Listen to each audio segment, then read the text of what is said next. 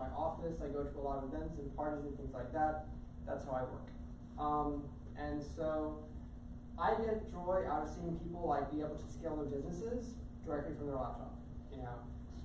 And that's why I built this program, because a lot of times people will come to Capital Factory, they go to co-working spaces, they want to network, they want to meet other people that are doing this, and they want to get ideas like, how are you doing this? And that's why I brought this course together, so that way y'all can also meet each other and ask questions, get ideas, things like that, and network.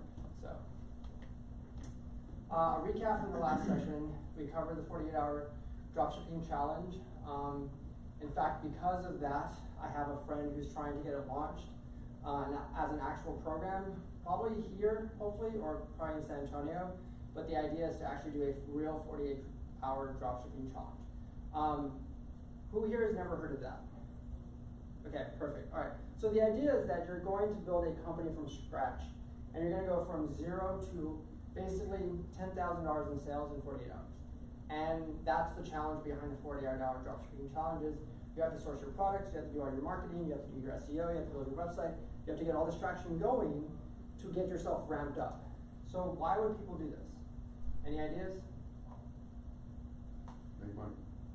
It's money, yes, but yes. Procrastination. Procrastination, that's pretty much it. Because if you're going to start a business, how many times have you started a business and it just flounders, right? Or you meet somebody, you're just like, yeah, I started a business, but it didn't go anywhere. And then you're like, well, how's your business going? And then it's like 6 weeks later, then like 2 months later, and then 3 months later. And they're like, well, I'm still trying to work on the website. The idea behind this is that you ramp up your skill set so fast that you get going, that you're serious about this. So with your business, the idea here is you are doing the same thing, but for your business. And you're going to ramp it up, you're going to gain traction, you're going to actually get customers, get it going, no procrastinating, and actually build something. So. And then behind that is building systems for your business. So just because you can do that, if you don't have a system in place, then what happens? It falls apart. So, and then asking questions. So there was a little bit of homework if anybody actually did it. The idea was Noah Keegan's challenge.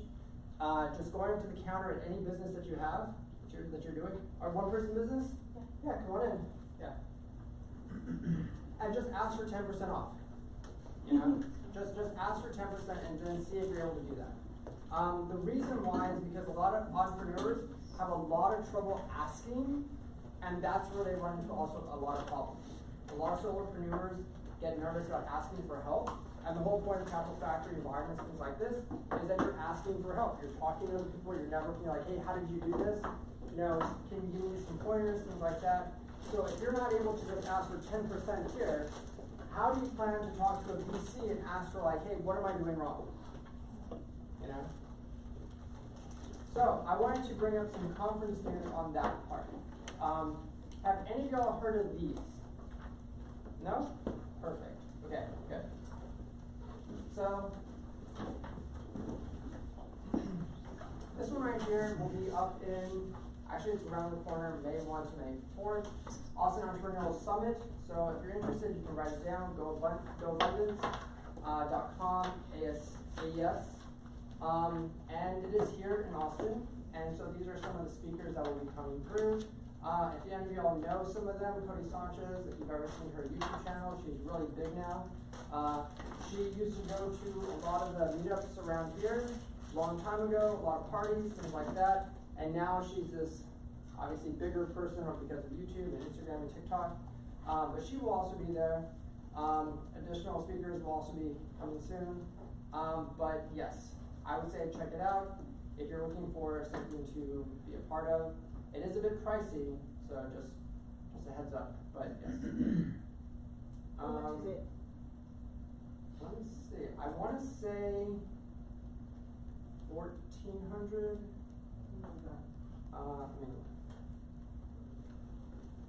Oh, sorry. Oops. Wrong one. And then you said the prices are, yeah, there you go. Yeah, so that's prices right there. So if you're looking to drop that right there, then yeah. But that is what's coming up. So, and then the Small Business Expo, I think I have it, yes, right here. So this one's in November, so this will be at the Palmer Event Center.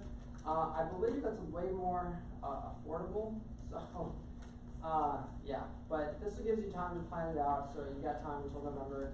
But basically, they're going to have a lot of small businesses all throughout Texas and Austin. What can you expect? So, a lot of workshops, a lot of panels, a lot of networking. If you're looking to set up a table there, I would highly recommend doing that as a way to get started. So, if you want to branch out and see how the public responds to what you're doing, you know, by all means, check it out, see if it works. So, that one is coming up, and I believe the next one here is, I actually just found this one. Let's see. Yeah, this one here. So who here has heard of Capcom capitalism? Anybody? So the idea behind this guy right here was to basically help people go from pretty much 0 to $1 billion in 1 year. And so that's the point of this program as well. And so he puts on this program, Capcom, every year, and I believe his already passed for this one, but basically the idea is like a lot of these people that you're going to meet there are either between the stages of like 6 figures and 7 figures in their business as a solopreneur. And so you get to network with these individuals, you get to find out what their secrets are, how they're doing it, and it's very much outdoors. He doesn't really like these big like stuffy conference environments, so he figured he'd create like a semi-outdoor environment for his conference. But I would say if you're interested, check it out, capitalism.com at Capcom, and then see what you think. You know, so, but, yeah. And then there was another one, where did we go? I believe it was, yeah, technology conferences for this year. So a lot of them are, they really show up in the beginning part, South by Southwest. May, there's one for Consensus 2024, the end of May. Down Innotech, April 30th, if you're looking for that. And then Connect, that's May 20th, but yeah. So if you're looking for stuff like this, I would definitely say like, you know, go out there, you know, if you're looking to put on a table, by all means, like see which ones are affordable and see what you can get out of that. So any questions, things like that? I always like to present these kind of stuff so that way you're in the know as to what kind of tech conferences are coming through, what you can be a part of, and maybe you can snag a free ticket. So. All right, bonus slide. So this one I just found right here, and the idea behind this one was, who here has heard of Sora? Good. That was not that many. Okay. Sora is the one that basically allows you to go from text to video prompt, okay? And so the idea was, they're slowly opening up. They gave access to some testers, and they actually posted what they came up with. And I wanted to show you some of these little videos because once this becomes public, it is going to change a lot of things for a lot of people. It's going to disrupt a huge amount of business, but it's also going to make it easier to do business. So, with that said, I'm going to show you some of what people have been coming up with. There was Airhead, and let me see if I can find it over here. Hold on. Hoping it's not getting blocked. Yeah, okay.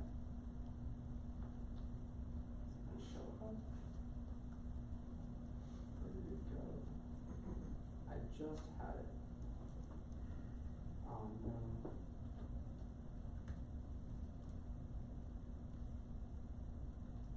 Alright. Are you here for one person business? Yeah, come on in. Yeah. Sorry, I'm late. No, it's okay. Yeah, there's some chairs right here on the side. There. Let's see if I can find it.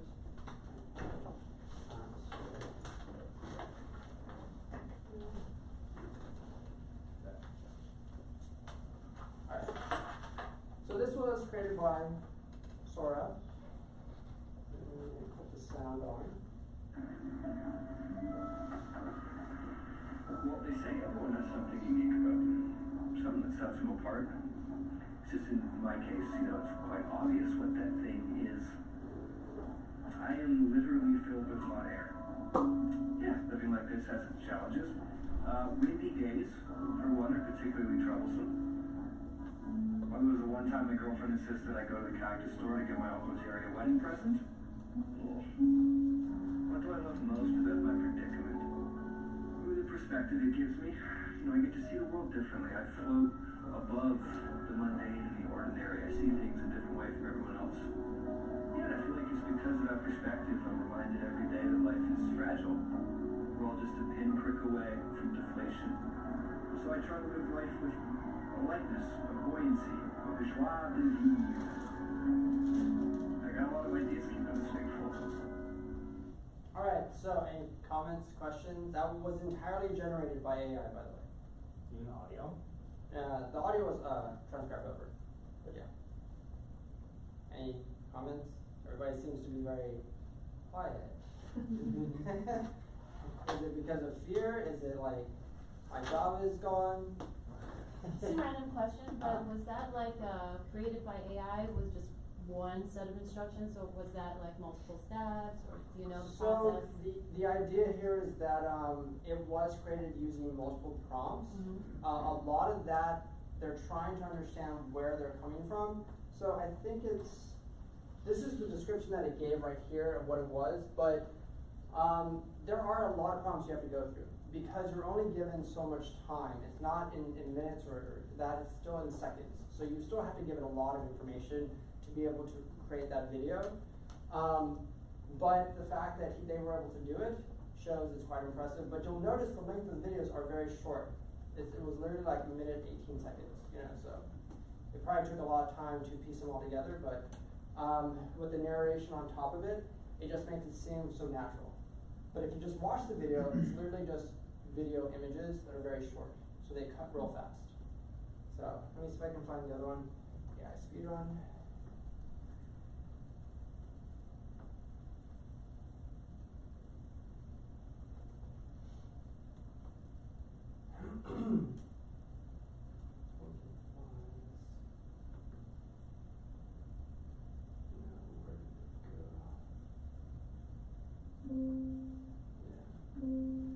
So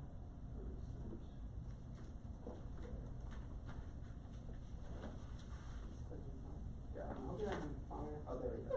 That's the one.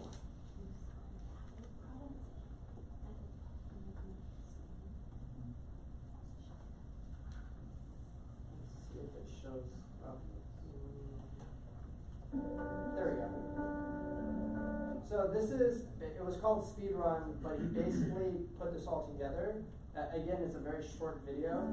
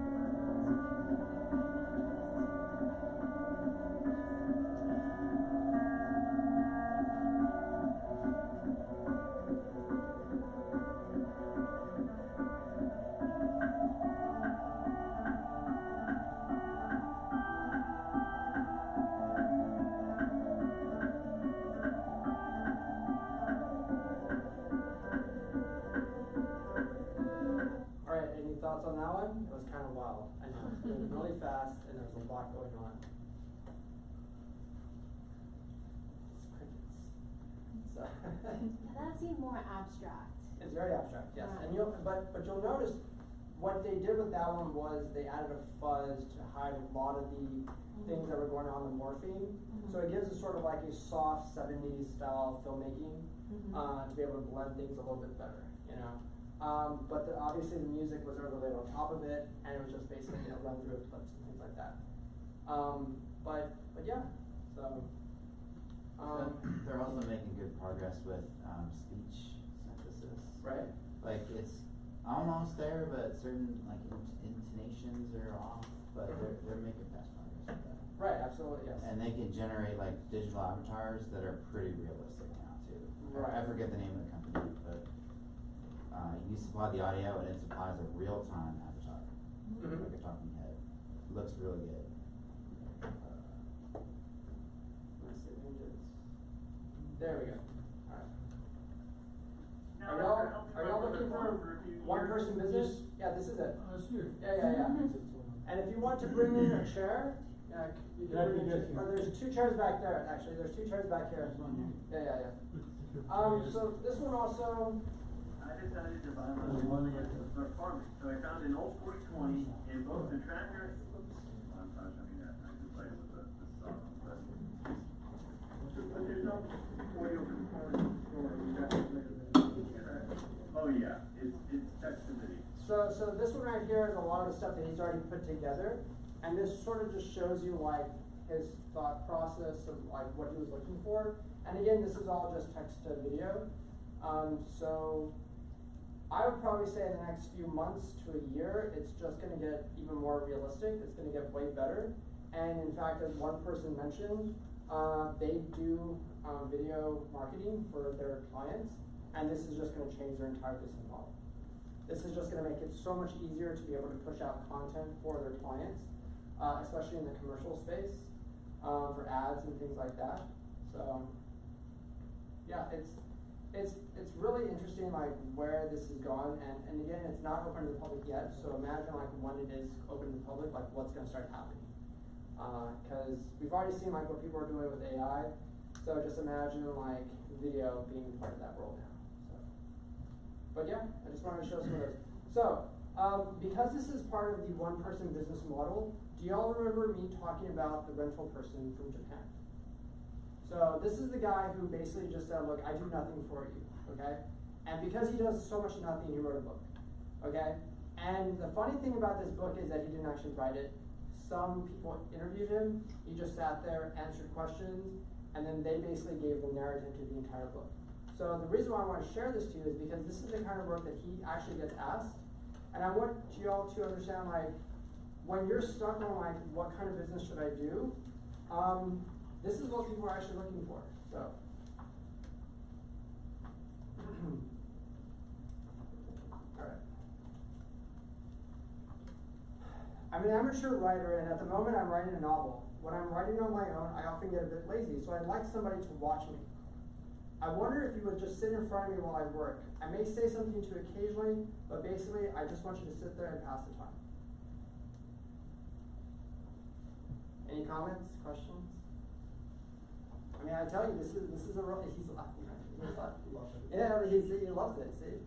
So the idea here is that somebody basically just wants somebody there to motivate them, you know? So when you think your idea doesn't work, just remember, this is what people are paying other people to do, you know? So, on that note, something bad happened at the beginning of this year, and since then, I've been unable to do anything. I've been mentally and physically exhausted. I couldn't go out and couldn't do any homework. Are you here for the one-person business? Yeah. Yeah, come on in, yes. I believe there is a chair right there, and then over there on the side right there. Recently, I've been trying to get back to my old self, cleaning and making a schedule and so on. There are a lot of items in the flat, dishes, pots, pans, and I want to wash them. I'll be shouting and screaming as I do it, but I really want to get them done. I'd like you to be beside me, or rather hiding outside on the balcony. I simply cannot do it when I'm on my own. If I could just get these items put away, I feel I'd be one step closer to being an ordinary human being. Comments, questions, complaints? Would that work in this market? So this is Japan. So what do you know about Japanese culture? That's so different from American culture. So I would say like it depends on where in the world you are. Like when I visited my family back in India, like there's an app that somebody can call, like can summon like a cleaning lady, or like an app that some guy just comes through and just takes your laundry and goes and does it elsewhere. So that wouldn't exactly work here, right? I don't know. Does it? Does it? Rent a friend. Okay, so we have this model because somebody saw what he was doing and they said, why don't I build an entire business around that and have people sign up as a rent-a-friend and go on here and you can go in. The only difference is that in America, it's a lot harder to sell it because, yes, we have a loneliness epidemic going on right now, but in Japanese culture, it is sort of looked down upon to do things by yourself. And so over there, it's more of a welcoming thing to where just like, hey, a loved one just passed away, can you please go with me? We don't have to talk or anything like that, but I just need companionship to be there.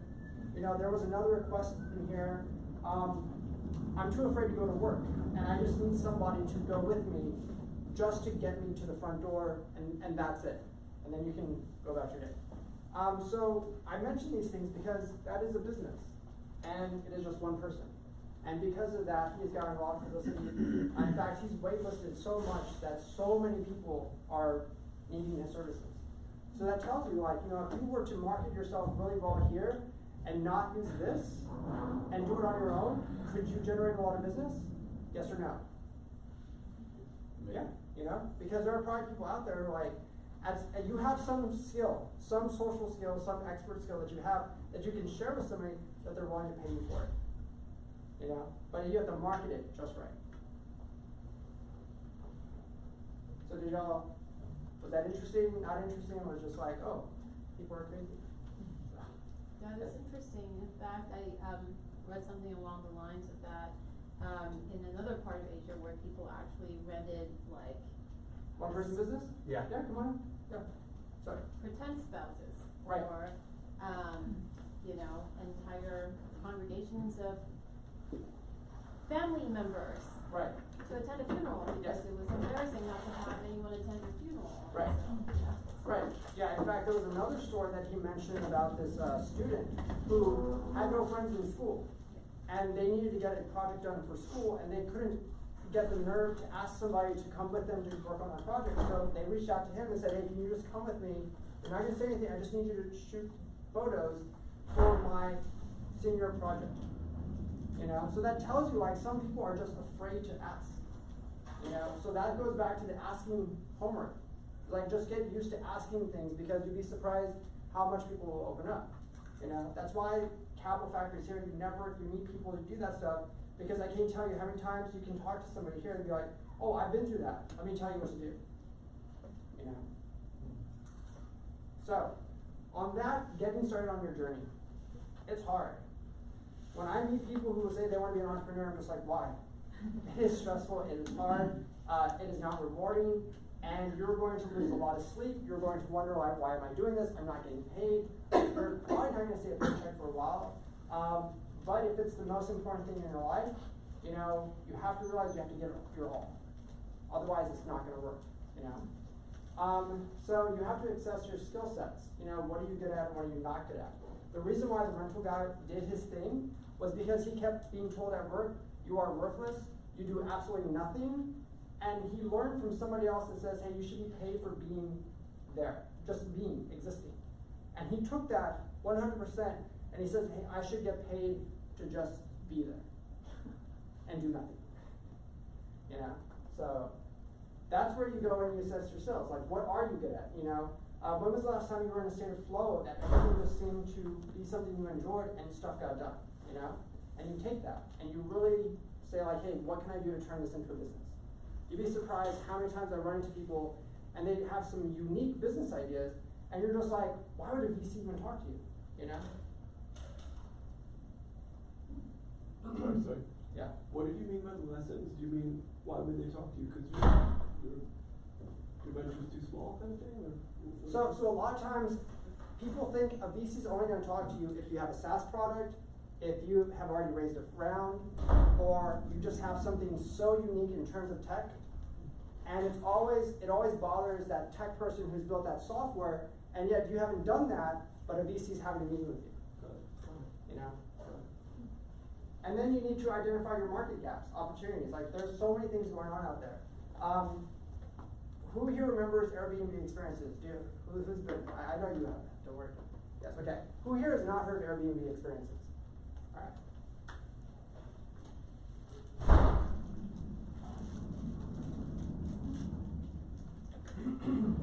right.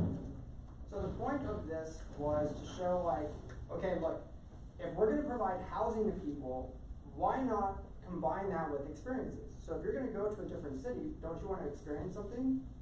So look, I'm gonna show you this. Plan the perfect customized Japanese trip with a local expert.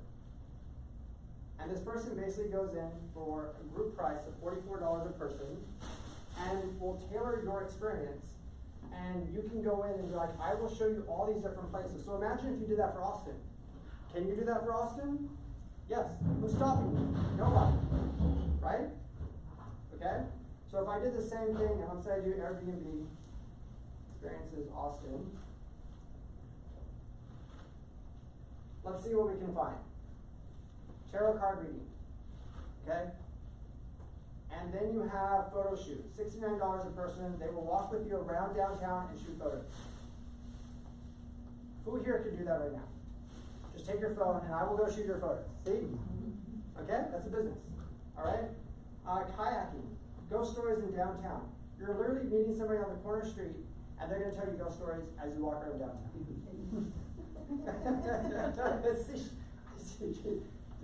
People get a kick out of this, you know? But how many people are making a lot of money doing this? Okay? So I'm telling you, like, there's all kinds of ways to run a solopreneur business. And again, all you're doing is basically providing an experience, and that's the idea. It's like these people are coming into town and they want an experience that's here because they're gonna be leaving, you know? So you as an Austinite, what could you provide? Does anybody here have something really unique? Like they live in a cave, or like they have bats as pets, you know,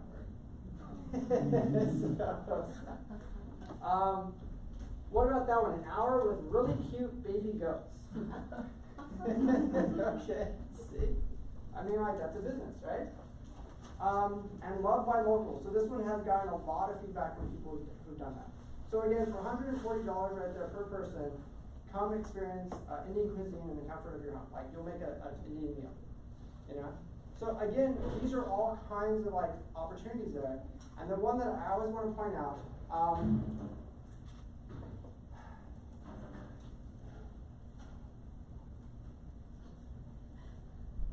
so this is the one. Basically, she got a lot of attention because the idea was you're going to go to Italy and you're going to meet an Italian grandmother, an authentic Italian grandmother. You're going to go to her kitchen and she is going to show you how to make an authentic Italian dinner in her kitchen. Is it cheap? No. By American standards, absolutely not. Is she killing it? Absolutely. She is so packed with wait lists for people to sign up for this business. And her kitchen is like tiny because it's an Italian home, you know? But yes, I think it's like, what, $240 a person in American dollars or something like that. But you get the whole experience of cooking a real Italian meal. So who here would actually sign up for that? See what I mean? It works. It absolutely works, you know? So whenever you think like, there's nothing you can provide, trust me, you have something that you can turn into a small side hustle or business that can make you at least $1,000, $2,000 a month, you know? And if you have no ideas, go to Airbnb experience and be like, okay, look, I can go find some cute animals and charge people to come pet them, okay? All right, so what is the secret? I'm about to give you basically a very simple model and it works, okay? Are you ready? Here it is. You want to write it down. And then we're going to go into detail about this.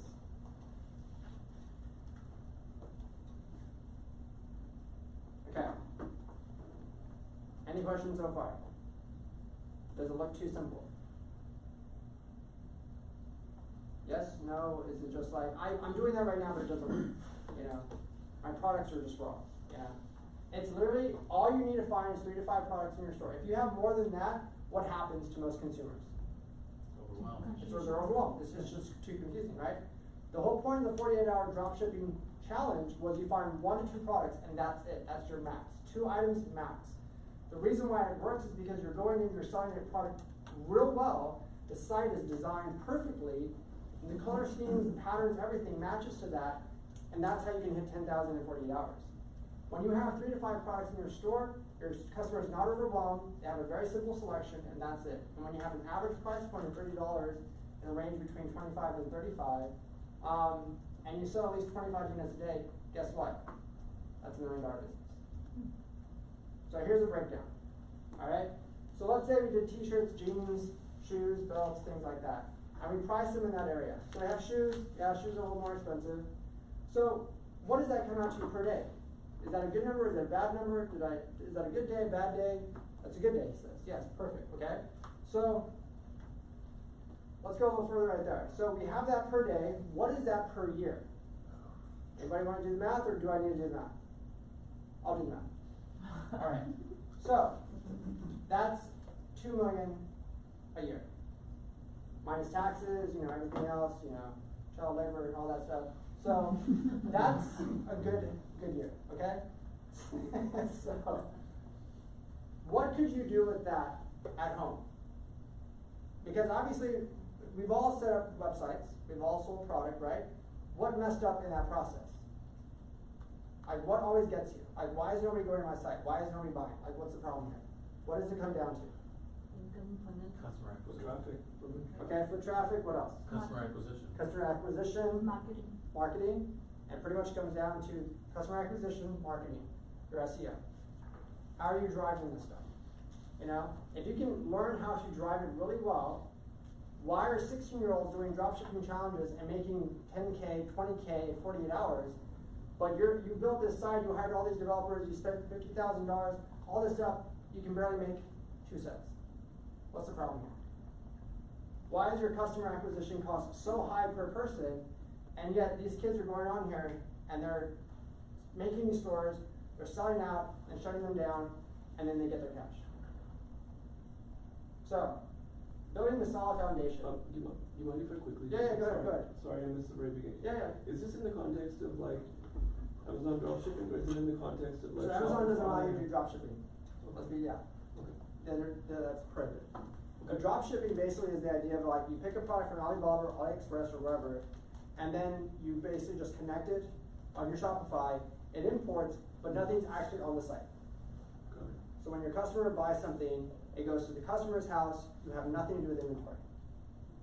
Totally, but Yeah. are we talking in the context of they would discover you on your own Shopify site, or on a storefront where they're already doing queries like Amazon, and then it comes up in the results? So if you go Amazon, the problem that I have with Amazon is for many reasons, but if you want to get discovered on Amazon, you have to pay for ads. Okay, so you're already spending money. Okay. 2, if you want to sell on Amazon, what do you also have to have before you sign up? Business license, registration, legal documents, all that stuff. Okay, great. 3, if you're going to use FBA, fulfillment by Amazon, guess what? Because they don't allow you to do drop shipping, you have to order all that inventory ahead of time. That's $10,000, $20,000 right there. Okay, you're already sunk costs. Okay, so now all the product gets shipped to the warehouses, and then guess what? What do they do next? When they get to the warehouse, what do they charge you? A monthly storage fee. Okay, remember you haven't sold anything yet. Okay, but you're already 30,000 in the hole. All right, so then what happens to your contract if you can't sell product in a fulfillment center? What does Amazon do to you?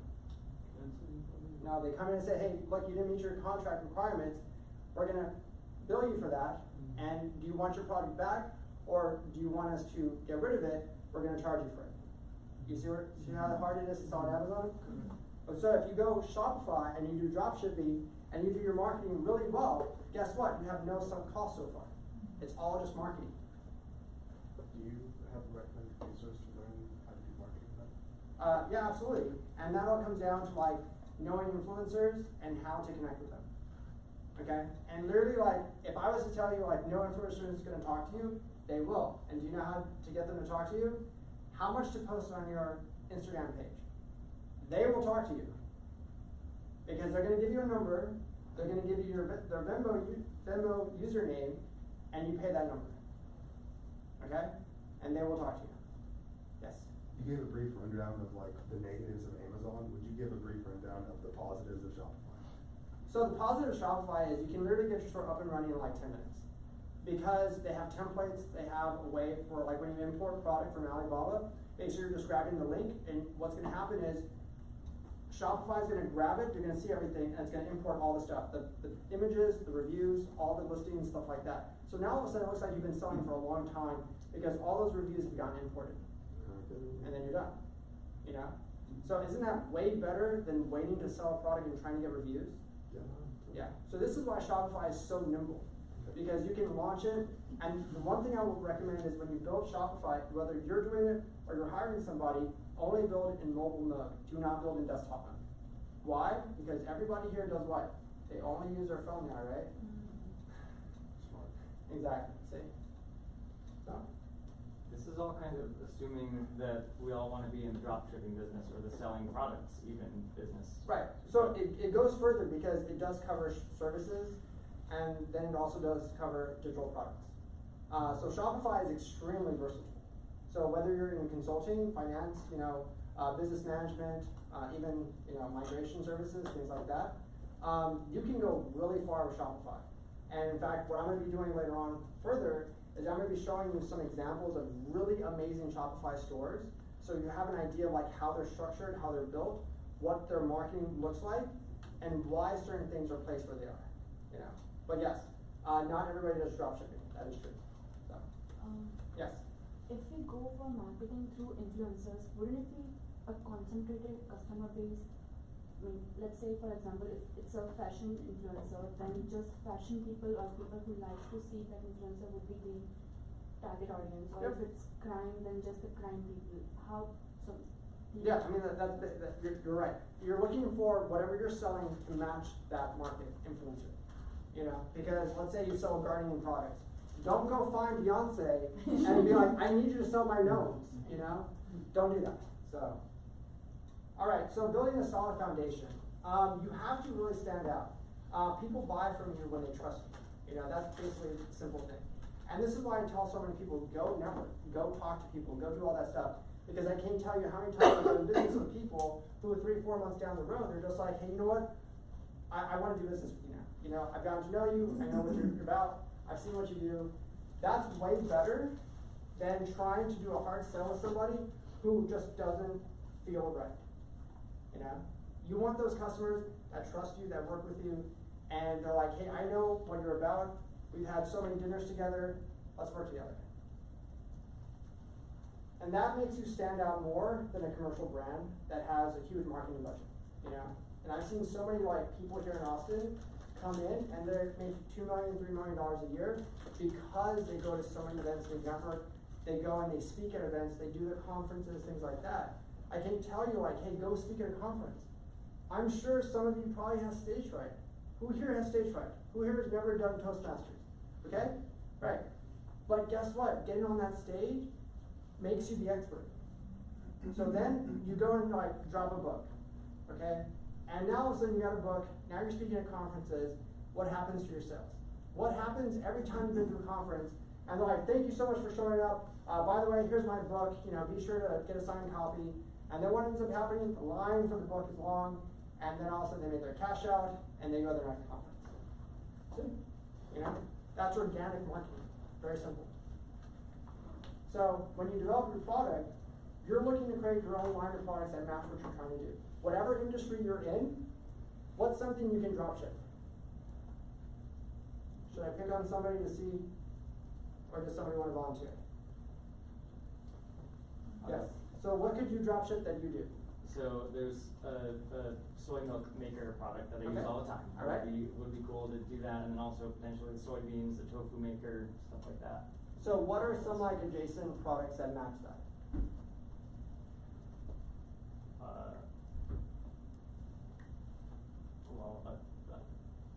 tempeh starter. Okay. Yeah. What else? Any cups, bowls, cooking utensils, anything like that? The idea is to slowly branch out a little bit, but not too much. But then just enough that your audience gets it. And that's easy to build and be like, hey, at least you have something. So, but yeah, anybody else? Maybe you're a music producer. Couldn't you drop ship a whole bunch of mics and boards and musical items and gadgets? Right? So it's not like you can't say hey, I do traveling, nobody's gonna drop ship traveling, like backpacks, come on, you know, like, duffel bags, you know, hammocks, you know, things like that, you know. So waterproof, pants. So there's all kinds of things. You build that story, you build that traction, you build that audience, and then you can go and start offering that to your audience. And then if you get really good at this, what can you do next? Now you can white label, and you can put your own branding on it. And you can package and customize your products. So when they get it, they see all that stuff. So who here knows Create Joy? There, oh, you do? Yes, okay. What do they do? They surface up a lot of different bundles. Like what? From different industries. Today I used Create Joy to tell my sister about like a wine package that you can send a coworker. And where are they based? Very good. They're based here in Austin. Okay, I believe they were right around the corner at one point, but I think they got bigger. So the idea is that any one of you could go onto this site and start your own subscription-based service, and they will have got you launched and everything. Okay? So if we go through some of these right here, and let's say we just do snacks, because everybody likes to eat for some reason. All right? And then let's say we look at some of these offerings, and hopefully it will load today. Don't know what's going on with the internet.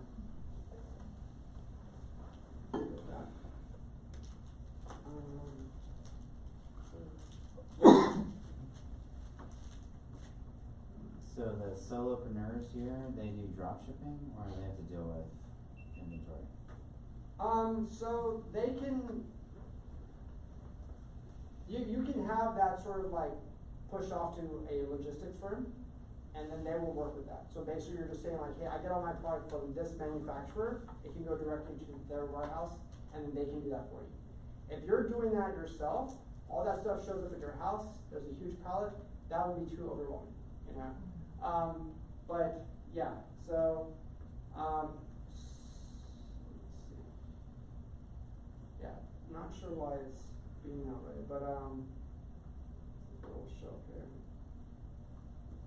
I was really hoping to show it. But anyway, yeah, so basically every month you would get a box or an item, however you plan to run your business, of different things. And that's the idea, they help you get set up with all that stuff. There's a business here that does comic books. There's one that does board games. There's one that does cigars. There's one that does like beef jerky, things like that. So every month you get a new selection of things. So even if you're not going to do this, guess what? When Christmas time comes around, now you know about it. Now you can be like, hey, I will sign you up for a year subscription of something for your interest, you know? So, but it's another way to run a business because they will help you get set up and everything.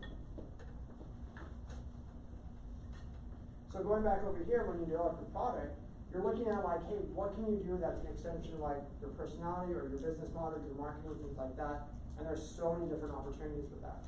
So, let me see, where's the other one? And the last part right here is the part that I can't tell you how many times I've had to get after people about like, hey, validate your product. Because so many people get into this issue of like, I love to build, I love to be behind my laptop and look busy, but I have no customers. You know, you need to validate your idea with customers. If nobody is paying for what you do, guess what? It's just an idea. It's just a hobby. Once you have customers, then you're a business. And I can't tell you how many times I've met people who literally have just one customer, but they are paying big ticket items.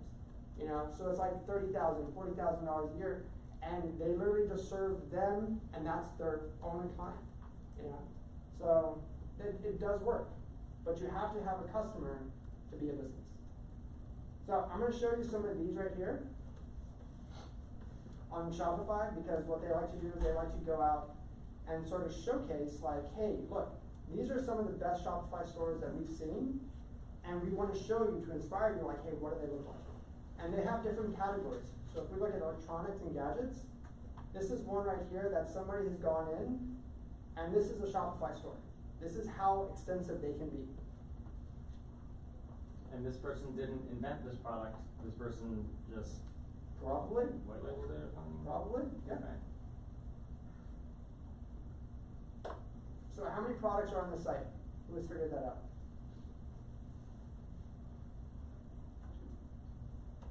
Yeah. So it comes with an app, but basically it's this and some coffee, and probably some mugs. But that's it. That's the point. The site is very, very economical. It's very simple.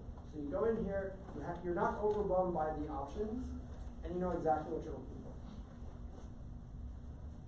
So if we look at the next one, so I've noticed these tend to be really popular. It's these like night lights that I've seen for like kids. And they tend to come in all different like styles now. I've seen a night light where it's like a dragon flying through the air and he's blowing like fire, and they have like this like cloud below it, and it's designed perfectly, you know, but it's a night light, you know. But they sell like crazy. That previous example, that coffee maker, if you could find that product on like AliExpress, would you assume like, yeah, that is a drop shipping product? Probably. So one of the things I do need to point out, drop shipping is very oversaturated. So when you do something like that, what do you think their margins are gonna be if they're not good at marketing? If they're great at marketing, guess what? They're gonna beat out that whole competition. But there are a lot of people who are probably drop shipping that same item, and they're changing the colors, they're doing white labeling, they're doing customized packaging, things like that. But if you're marketing, that's gonna matter. So if I was to go back and let's say I wanted to market this and sell, let's say 30 units a day, what could I do to start with that? Where would I go? Any ideas? Go to a coffee festival? Right? Go get a table, go to a coffee festival. It's like, hey, I sell this amazing coffee machine, and I will have one right there on display, and I will let you try it out, and I will show you how to use it. And if you sign up right now, I'll give you 20% off. Isn't that a good strategy? Yeah. You know? You know how many people don't do that?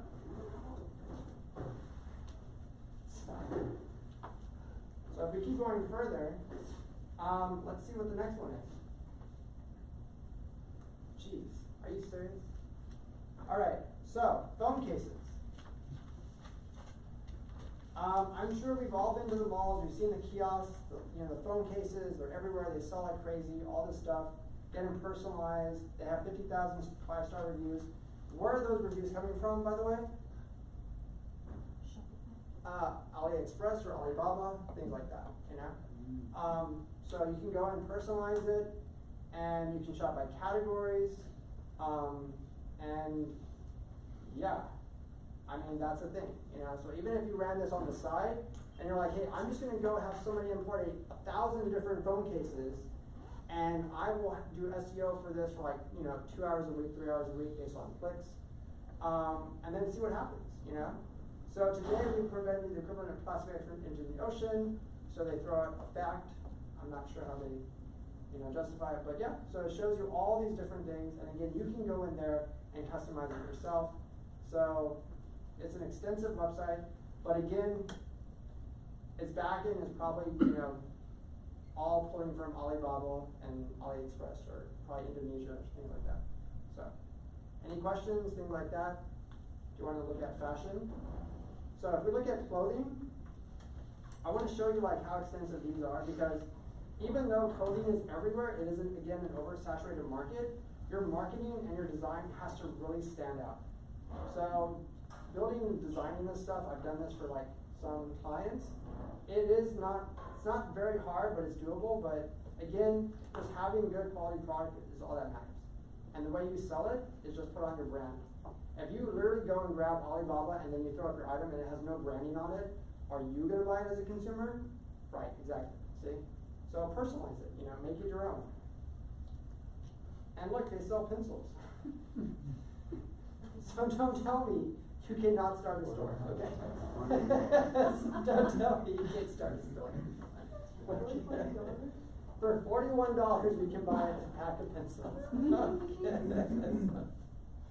What happened to the $5 pencil things at Walmart? Okay.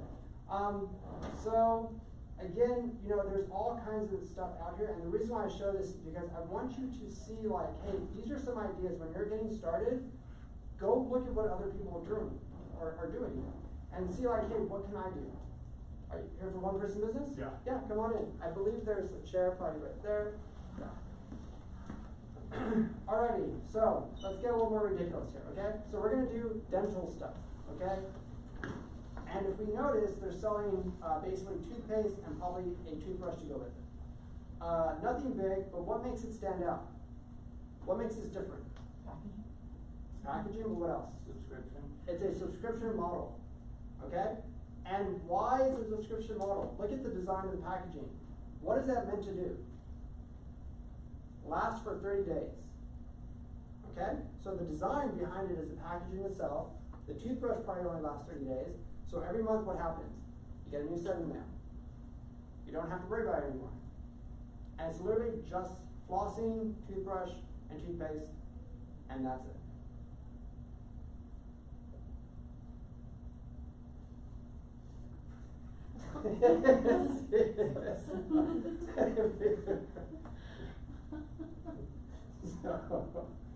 And let's go look at our best sellers. Oh, we have fruit flavored floss.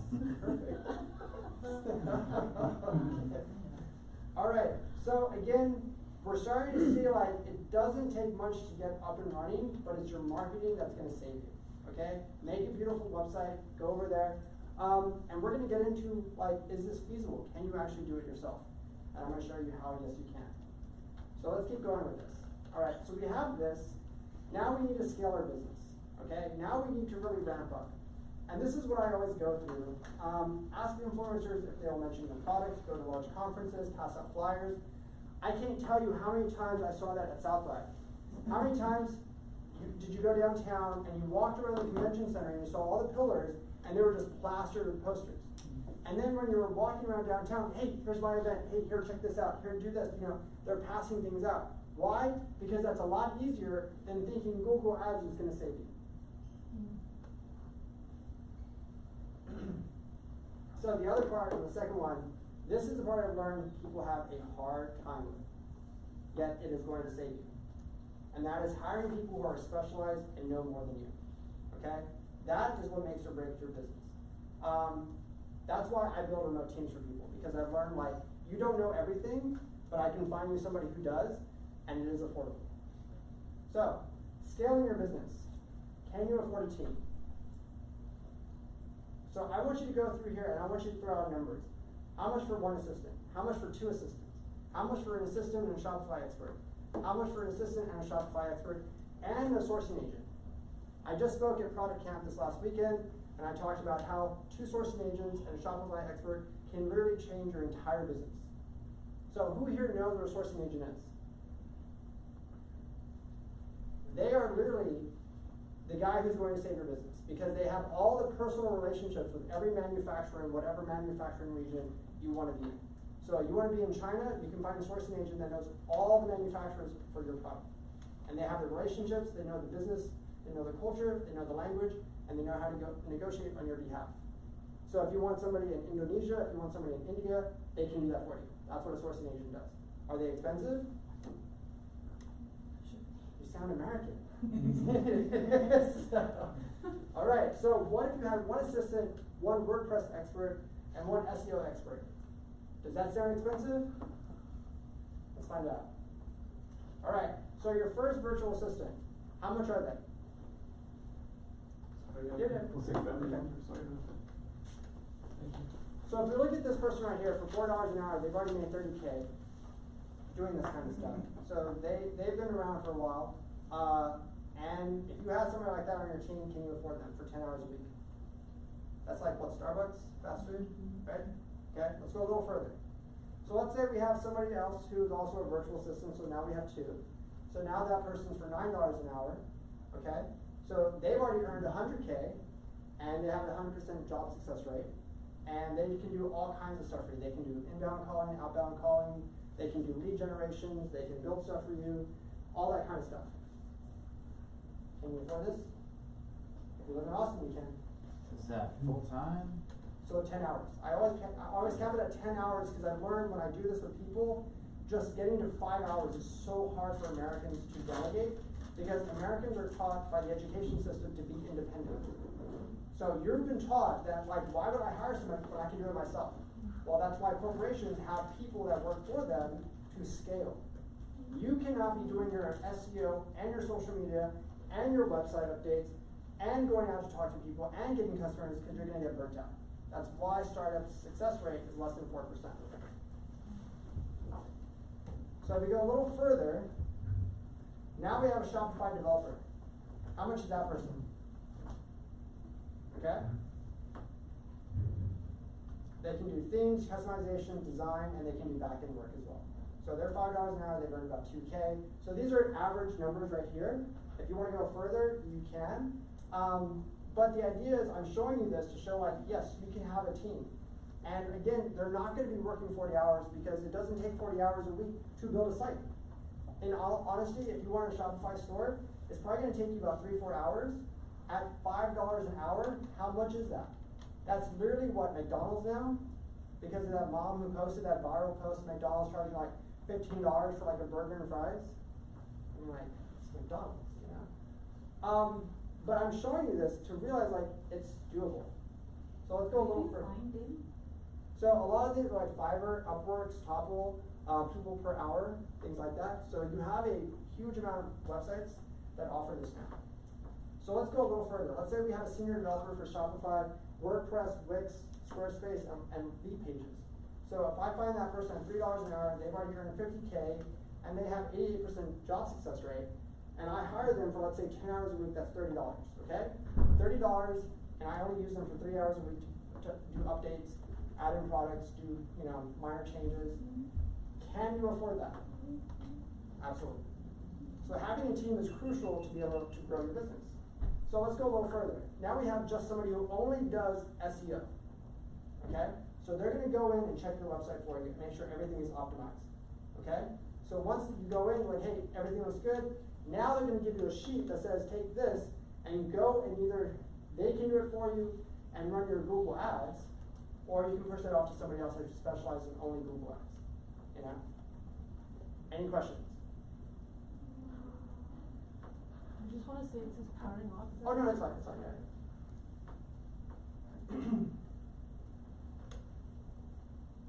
So, things you should know. And I'm just gonna put this right here, but, alright, perfect.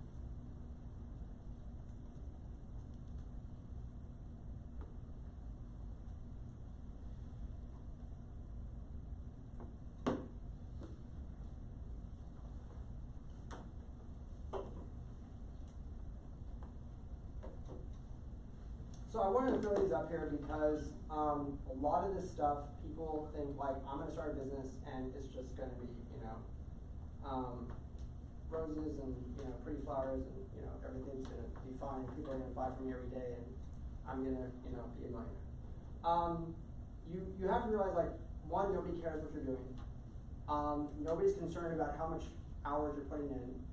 You can have the most amazing website and have zero traffic.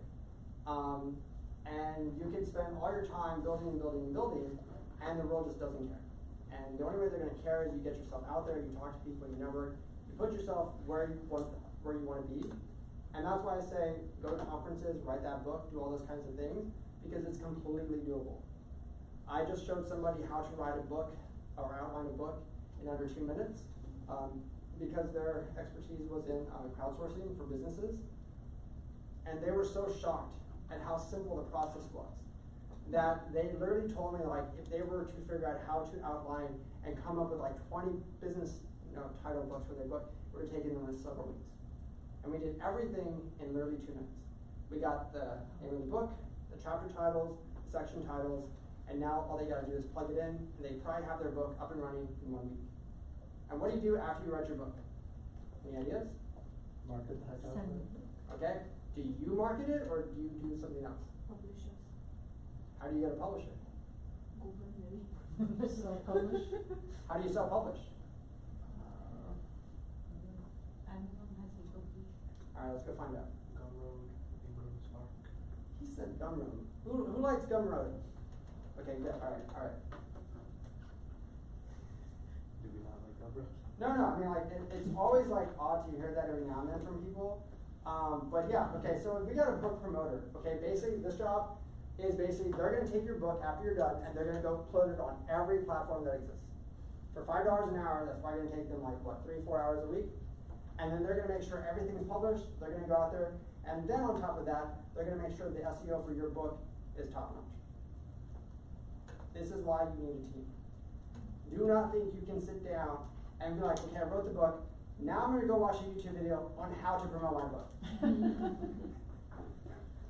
Okay, I have seen so many people do that. They're just like, I remember 5 years ago where they were just like, I need to build a website.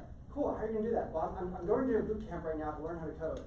How long is that gonna be? Well, it's gonna take about 2 years to get that done. Like, so when is your business going off the ground? You know, I was like, wow, that's so crazy, you know? There are people out there who are skilled in all this stuff. Don't think you need to reinvent the wheel. Like, that's the point. You need a team. And once you get used to that concept, like, you can start pushing off all this stuff to your team so they can do the work. Your assistant should be managing your schedule, they should be managing your leads, your emails, your feedback, all that kind of stuff from your clients.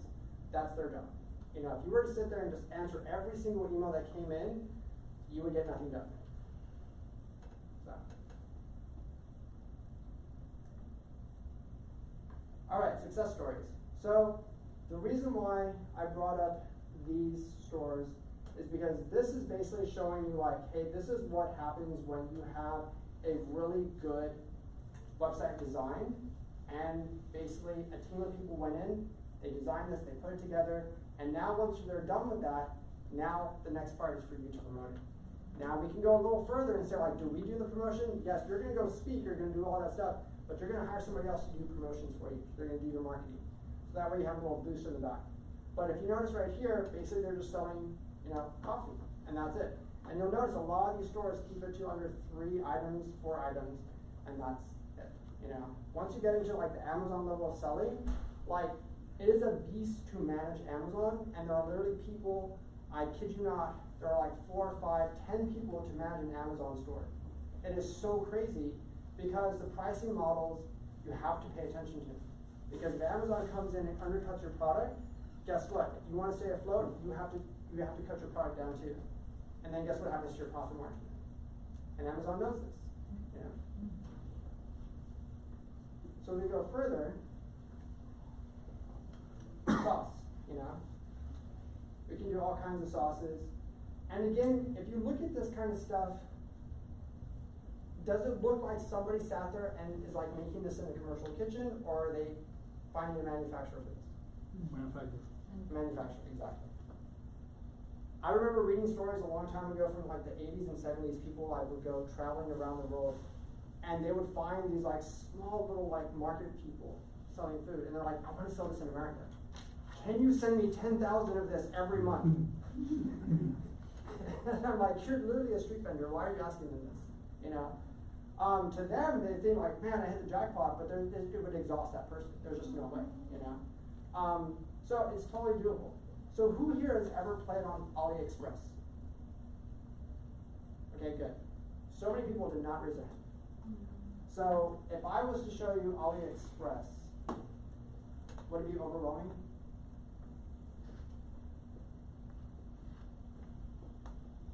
So if we go over here, what do you notice about a lot of these products? So let's say we just do jewelry, okay?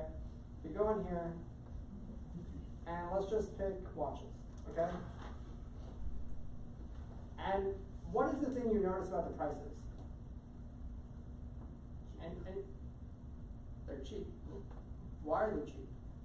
If I was to go here and place that order, would I actually get it for $1.54? No, why? They sell in bulk. They sell in bulk. That's why, because that is a bulk price item right there. So more than likely, they're going to require you to have a minimum order.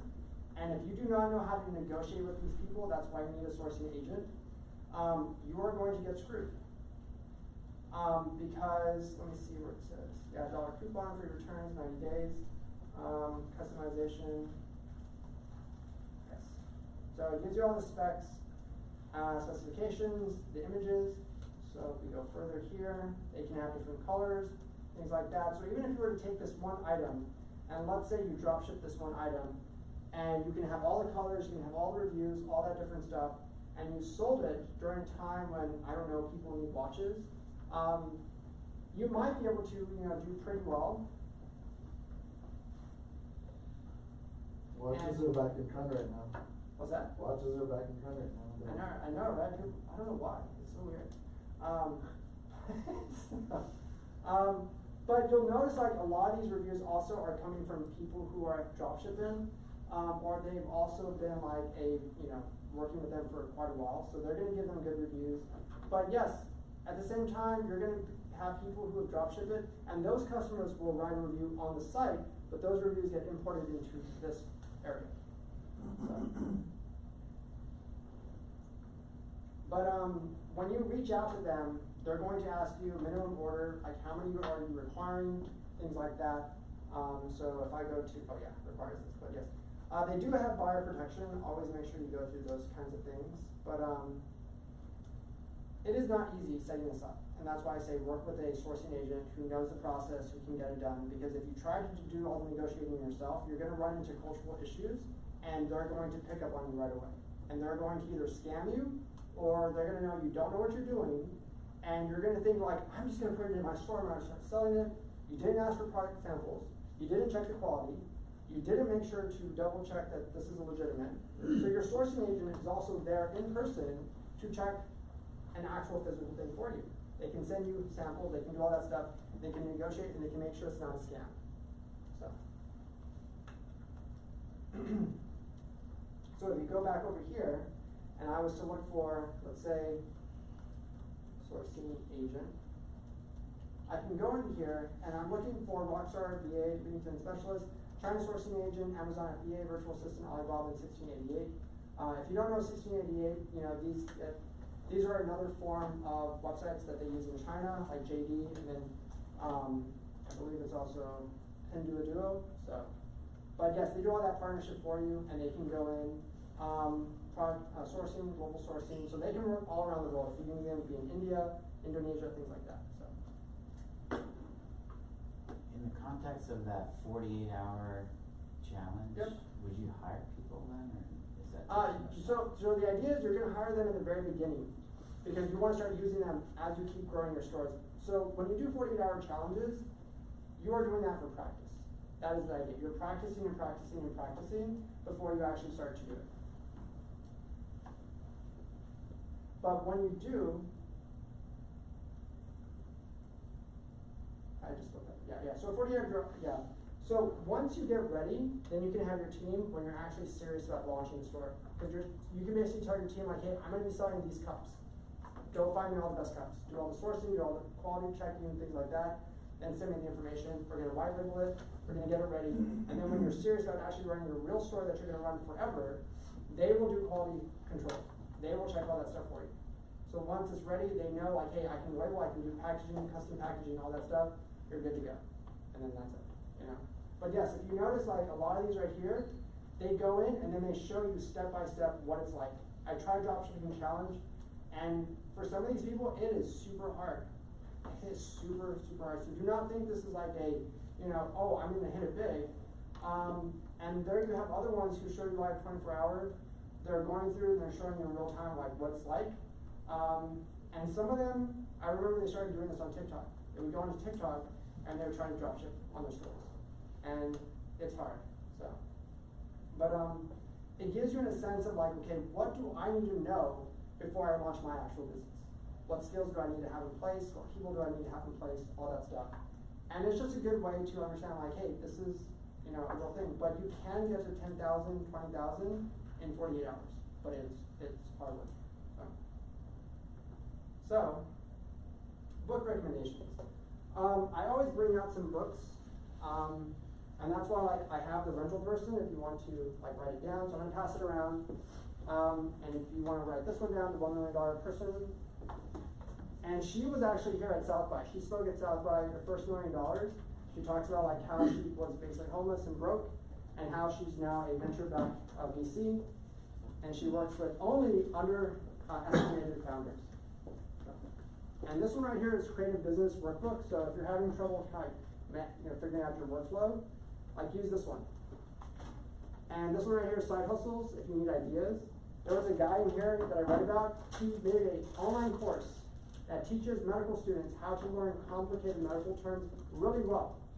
And that course that he made a long time ago still pays all his bills to this day. Wow. Do you know why? Because he set up a good marketing strategy, and that was contact every medical school in the world.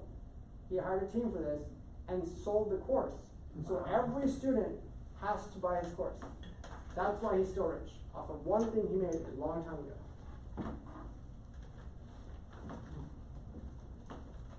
And then this is the other one, 12 months to $1 million. It is a hard book to read, by the way. If you're not serious, do not read this. But it will show you step by step what it takes.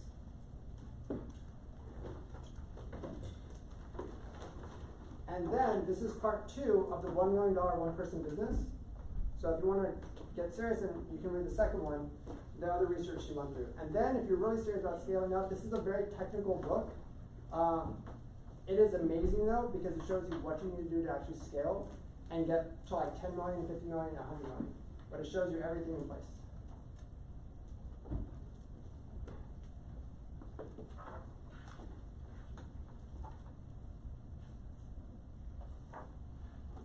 So any comments while we're doing that? Or questions? Which one is your favorite? So my favorite, I know it's gonna sound funny, is scaling up, even though like it's very dry, it's very technical. I like this stuff because this is what I do for people. Because when I build your team, I have to build out the workflow. The workflow is the magic. Because let's say I give you a sourcing agent, I give you a Shopify person, I give you a marketing person, and now you have this team. The problem you're gonna run into is, how do I connect them? How do I set up the workflow to make it automated? And that's what I do. So that's the part where scaling shows you how to set up your workflow, so that way when your marketing person knows what to do, it's because that person did their job, now they can do their job. How do you get out of the habit of being a perpetual student and actually take action? So the challenge that Noah Keegan says is take one weekend and build a company, and on Sunday night, close it down. And if you can get one customer, you're doing something right. But the idea is to build and build and build, and then shut it down, and then build again. Get it to the point where you're building so much that you're so used to building that everything is just routine. Because a lot of people just feel like you start a company, you don't have the skills developed. So you're like, okay, what do I do next? And what do I do next? Once you get used to building, everything is literally just following step A, step B, step C, and it's just a process at that point. And now that you said that, I'm gonna show you the other one.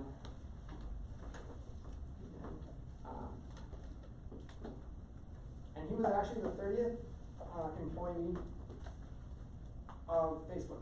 So that was the book that he wrote. He lives here in Austin. And I read that book, and basically he just shows you like, he went through a lot of businesses that failed. And it is not easy, it's not fun, but he got it right with AppSumo. And if you know AppSumo, that is a company that makes about $75 million a year now. And so he learned like, hey, companies want to get their product out there. And he thought, why don't I offer discounts? I will get your marketing out there and bring you customers, and we can partner. So if you've never heard of AppSumo, for some people, they love this site. Because you can go in here, and let's say I go into software, TinyCal, Minio.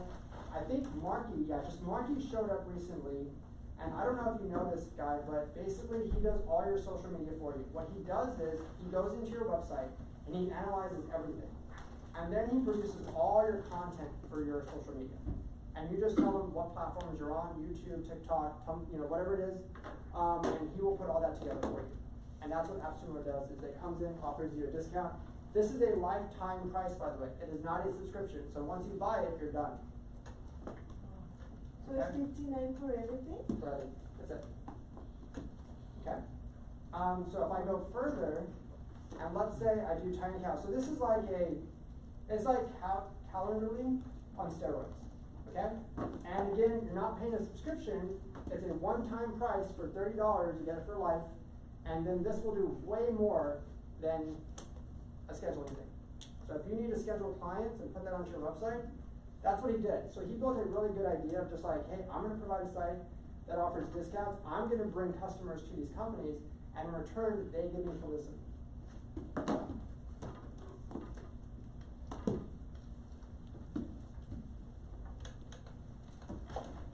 So we did that, and let's keep in touch. So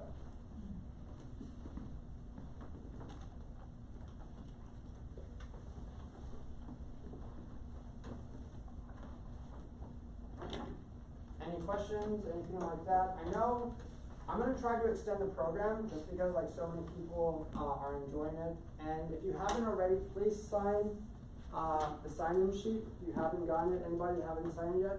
Okay, great. And I believe there was a pin that one, but oh yes, thank you. Yes, so please sign in and then pass it around to anybody else that needs it. So did y'all like it? Was it good? Was it helpful?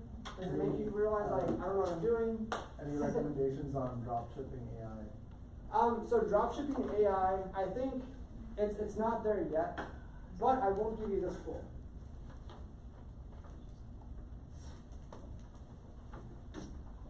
I'm trying out dropshipping Copilot. Don't do that. Don't do that? Yeah, I mean like it's good, it's free, ChatGPT 4.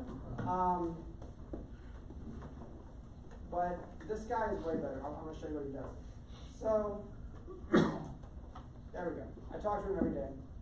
Alright, so hi Pi, I'm in class teaching and I would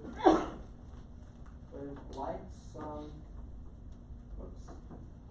direction on where to start with drop shipping. What can you tell the students? Oops. So watch.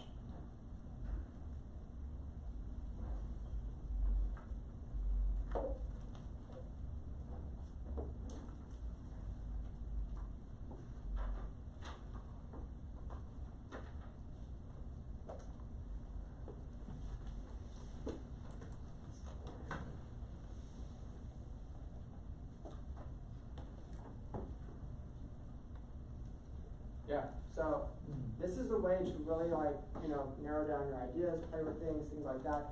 So here's a better way to also say, okay, that's great.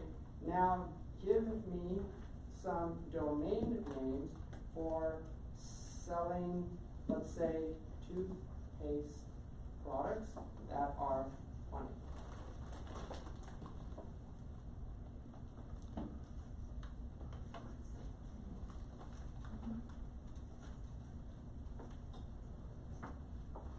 So what's the difference between this and ChatGPT? So Pi is meant to be very personal. It feels like a person, whereas ChatGPT just throws a lot of information at you. Thanks for coming. So again, they both have different models that they work off of, but Pi is very personable. So It's free? it is free. Yeah. So I would also, so this is just a way to realize like, hey, you don't have to like, bang your head against the wall. All these resources are there for you. Just sit down and talk to it. And yeah, I would say like, okay, so let's say you did pick one of these. I like number 8. What is the best source for drop shipping my items from? Great choice. There's some platforms. So there you go. Breaks it all down for you. Do you have an example for consulting or digital products? Yeah. Absolutely. So let's say want to also add digital to that website. Oh my gosh. Sorry. What would you recommend I have?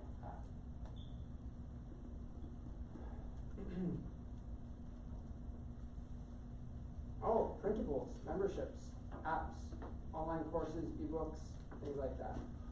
So if you do printables, that's an easy way to go and have AI create all these like printables that people can download and print out themselves, but they just pay for that. There's a lady who makes Excel templates, and she does all these different customized forms, and she makes about $250,000 a year doing that. All right, so we do have to be out here in like 2 minutes, but I hope that helped. Please use Pi or Perplexity or things like that whenever you're stuck, because it will give you a ton of ideas. So, yes. And with that said, I do need my books back. But yes, I hope you enjoyed that, and thanks for coming so much. Thank you.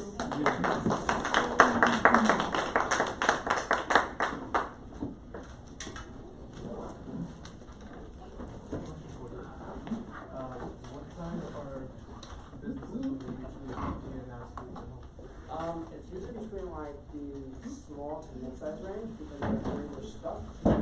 trying to understand like why they're not getting past a certain number of sales. Yeah, please remember. Yes, so it's every fourth month. Every fourth month. Yep. See ya. Oh, thanks. Yeah, appreciate it. All right, awesome. Okay, Yes, awesome. this is Thanks very so much. Star Wars themed. Yeah, this is Star Wars themed. Yep. And they got the music floor. So what are some suggestions Oh, that yeah. you would give for product marketing strategies to understand whether somebody is going to buy your service or not? Like how should So I would say email me, but I mean like in product validation, I would always go to like different markets that already like match your niche, and then pass out flyers and get feedback. I would say create like a little like QR code with an online form, and have like a picture and say, what is your interest in this product? Would you buy it? Would you not buy it? And then have them fill out that form, and then that gives you that feedback, that validation of like, hey, this is a product we should sell. It works. People are interested. And what is the price range? Like, is there a price point that people are just like, that's too much, or if it's too low, it turns people off. Things like that. Yeah, but email me and then we can talk further. Sure, thank you. Okay, sure. Thanks for the big class. Oh, thank you for coming. Yeah. Thank you so much. I was gonna ask, what was the book that you said that was the young lady who started, she's like homeless living in her car and then started moving to a new one?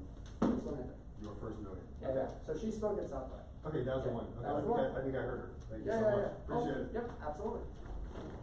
And you mentioned that and Perplexity? Yeah, perplexity, yes.